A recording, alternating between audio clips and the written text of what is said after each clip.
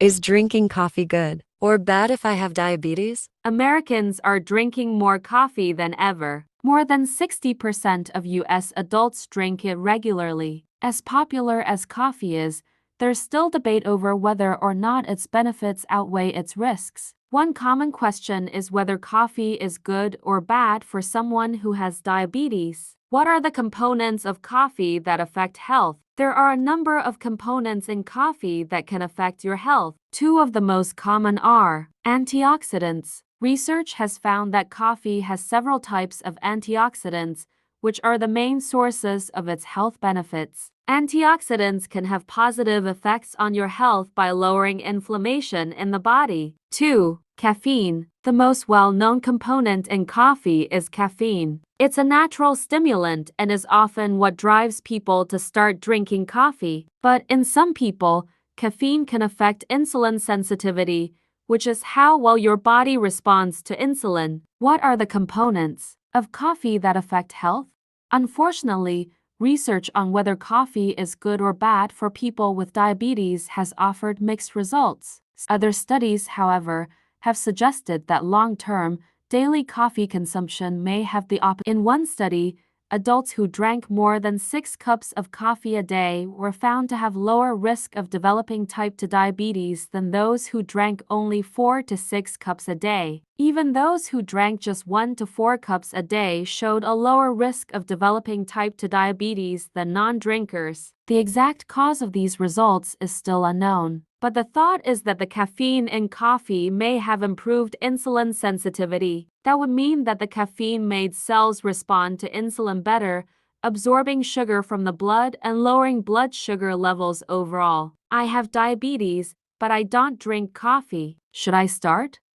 It's probably not a good idea to start drinking coffee for the first time if you have diabetes. Remember, other factors can affect your blood sugar levels and risk of getting diabetes, including your daily diet and exercise habits, other medical conditions, and family history. To prevent or manage type 2 diabetes, you're better off focusing on overall healthy lifestyle choices than increasing your coffee intake. Is coffee safe if I have diabetes? In short, yes, it's safe to drink coffee if you have diabetes. Although the research on coffee's benefits is mixed, as long as you keep an eye on your blood sugar and stick to coffee with less sugar, drinking coffee shouldn't be dangerous. But make sure you limit your caffeine consumption to a reasonable amount. Below are some things to keep in mind if you have diabetes and are a coffee drinker. How much caffeine is too much caffeine? For an average, healthy adult, 400 milligrams of caffeine, or roughly 4 to 5 cups of coffee, is the maximum recommended amount per day. But if you already have diabetes, it may be beneficial to consume less. For some people who have diabetes, having more than 200 milligrams of caffeine a day may negatively impact blood sugar levels. Is adding sugar to coffee okay if you have diabetes? If you have diabetes, you'll need to work with your care team to figure out how much sugar you can have every day, including in your coffee. The recommended daily sugar intake for someone with diabetes is different from person to person. Consuming small amounts of sugar may be okay. But if you have diabetes, the American Diabetes Association suggests avoiding high sugar drinks. That means if you do drink coffee, it's best to go easy on the sugar or skip it altogether. And if you like to go out for coffee, keep in mind that many of those beverages come with a lot of. What is the best coffee drink for someone with diabetes? While coffee may have some health benefits, creamy, sugary coffee drinks do more harm than good. If you have diabetes, a good rule of thumb is to start with black unsweetened coffee. Then, if needed, you can add a small amount of sweetener. For most people with diabetes, it's best to stick with a small amount of regular sugar or a natural alternative with a low glycemic index. It's a good idea to limit the amount of artificial sweetener that you use. Milk.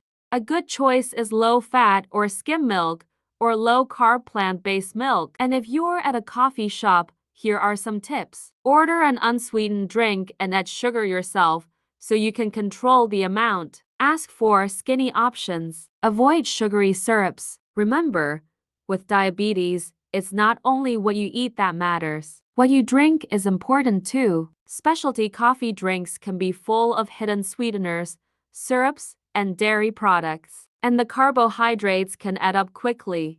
What are the best Starbucks coffee drinks for people with diabetes? Starbucks' online menu provides nutrition information for all of the coffeehouse company's drinks. By knowing drinks' carbohydrate load, you can place an order to fit your needs. Take a look at how these tall-sized drinks compare. Drip coffee, 5 calories, 0 grams of sugar, 0 grams of fat. Cafe Americano, 10 calories, 0 grams of sugar, 0 grams of fat. Cappuccino, 100 calories, 9 grams of sugar, 4 grams of fat. Cinnamon Dolce Latte, 170 calories, 31 grams of sugar, 12 grams of fat. Iced white chocolate mocha, 310 calories, 36 grams of sugar, 15 grams of fat. As you can see, choosing simpler drinks will help you avoid carbohydrates, and small changes to your coffee routine can make a big impact on your health. The bottom line: we're still learning about how coffee affects insulin and blood sugar, but for many people with diabetes,